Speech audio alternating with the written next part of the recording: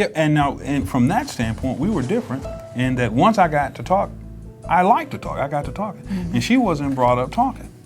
And I was brought up, I want to talk about it. Hey, let's talk about it.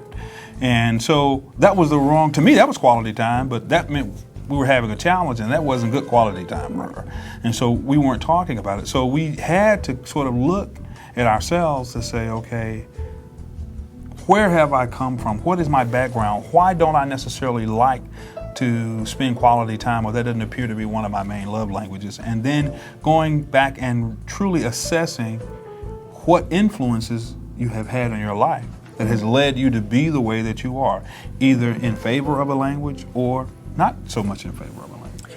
And he makes a point that a lot of us really don't know our emotional selves, because as children, you don't get an opinion. Your emotional state is interesting, and so you've never really had to talk to anyone about your emotions and how you are feeling. And so his one suggestion he had is actually writing down your emotions and then reflecting on them, and put the event in one column and how you were feeling, or the emotion that you felt in the other column, and keeping a journal of that, so you can then have the words, because I think a lot of times conversation is having the words to say what you want to say.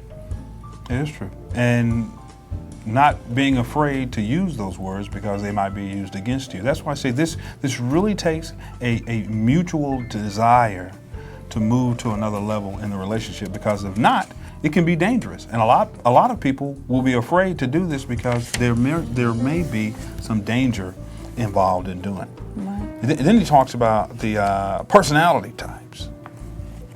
And that's when we were talking about the Dead Sea and the babbling brook. And if you're the Dead Sea, then you need to learn a new pattern. He talks about one way to learn new patterns is to establish a daily sharing time, in which each of you will talk about 3 things that happened to you that day and how you feel about them. Now, that causes the Dead Sea to have to talk, and then the babbling brook to have to be quiet. Right. Because it's only 3 things. We can't talk about your whole day, and probably need to put a time limit on it, and stretch the Dead Sea's time. And then and understanding that none of that stuff is going to be comfortable. Did I say comfortable? Yeah, you kind of made a word. Yeah, comfortable. There we are. None of that is going to be comfortable for either one of you. But that's part of the journey, and you've got to be careful not to be sensitive to what the other is attempting to do or saying, or the fact that, okay, I know I'm going on too long, I need to stop, or I know I didn't listen long enough, I need to try to listen longer. Knowing that nobody is trying to convict you or make you feel as though you aren't trying, it's just going to be somewhat uncomfortable in your doing. Right. And then there are quality activities. Now, this could be something that both of you enjoy or one of you enjoy. And the emphasis is not on what you're doing, but why you're doing it. I think sometimes we get so caught up in what we're doing, that I'm sitting here having a conversation with you, and you're not thinking about why you're doing it. I'm doing it because this is my wife or my husband's love language, and it's going to cause them to feel more loved by me. We get so caught up in the activity that we don't see the larger picture. We're on the how and not the why. Yeah, we're on the how. Yeah. We're on the how. Like, I don't want to go shopping.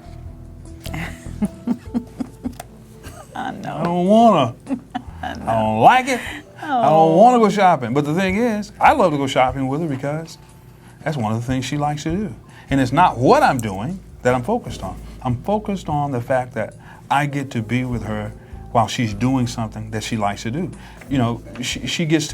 She's getting into this extreme couponing thing because we've got a whole tribe and thing, And so I find it really intriguing to go to the store with her to see how she actually goes about making this stuff work, and she's actually making it work.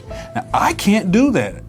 That is not my thing, but I get intrigued about watching her doing something that she's excited about doing, whatever it is. If it's taking a walk, if it's watching a show, because she makes me watch about 8,542 DIY shows.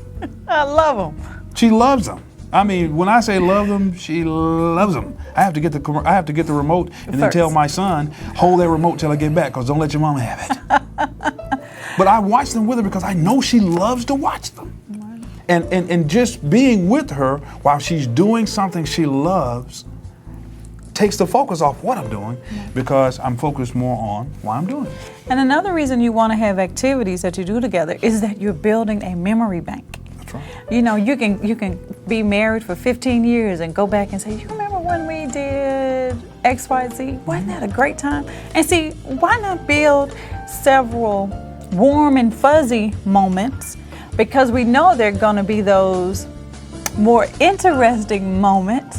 So the more fuzzy moments we have, the better our memories are. I mean, what is life if you don't have memories with the one that you love? And you don't want too many anti-fuzzies. Anti-fuzzies show it without you ever trying. True. And usually the warm and fuzzies, you got to work to make those happen, but you appreciate them all the more. And you're right. Hey, do you remember when we did this, when we went to this place, when we did this with the kids, when we were sitting? We love to go to Starbucks and just sit across the table sometimes. This sounds crazy. And we'll be texting each other across, and then looking at each other. Funny. And then we'll comment on what we said. It's really hilarious. Yeah, because you can't say I love you. That just doesn't sound, that sounds stupid. But you can type it. But you can type I love you, and this looks really sweet. Really sweet. Oh, love you. But there are things that you can do to have quality time. You can go into the old neighborhood, take a walk, ask your spouse about their childhood. Right. Who was their best teacher? What happened on this street corner? Is this where you fell and hit your head on your bike? I mean, all those types of things. You can go to the park. One of our favorite things to do early in our relationship was to walk around the quad at the college. Yeah, it's kind of like a lake or something like that, and we'd walk around. And so now, every now and then, we walk around our backyard. We go out. We like gardening together, and we'll be out there, and we'll be talking about everything. And just being together again, sharing that thing that we can't get back, which is sharing that part of our life and giving them our time. And then reveling in what it means to us, and like you say, creating those memories that will last our entire lifetime.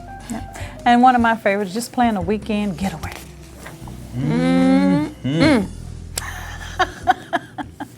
So what he talks about are some of the essential ingredients of a quality activity. He says the essential I'm going to say that.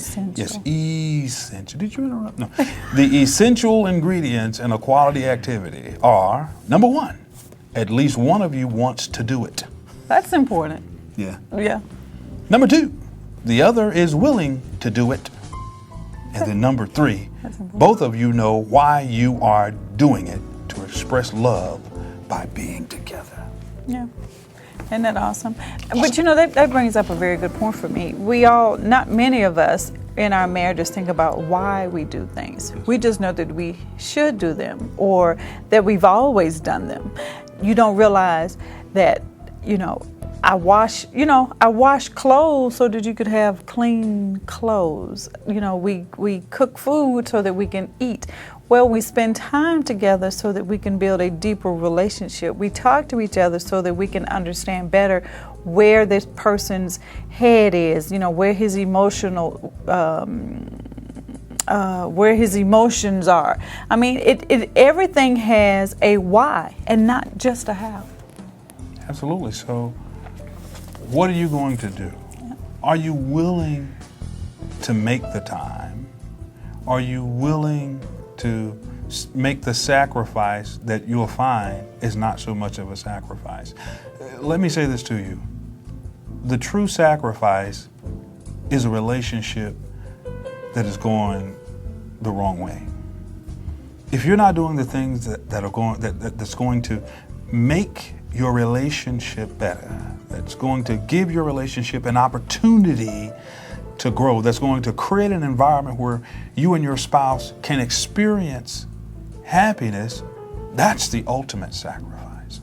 Nothing else is a sacrifice if it kills or doesn't grow, that is, your relationship. If it kills the relationship, that is the ultimate sacrifice, and that's the sacrifice of doing nothing. And the price that you pay for that is you ultimately sacrifice your relationship, your family, some of your joy, your happiness, your contentment. You sacrifice many of those things that you may have been dreaming about your entire life because you're not willing to put forth the effort to do what it takes to create an environment where your relationship can begin to grow and flourish. So, well, that's the second love language, the language of quality time, which happens to be my love language. It is. The next love language we'll be talking about is the receiving of gifts.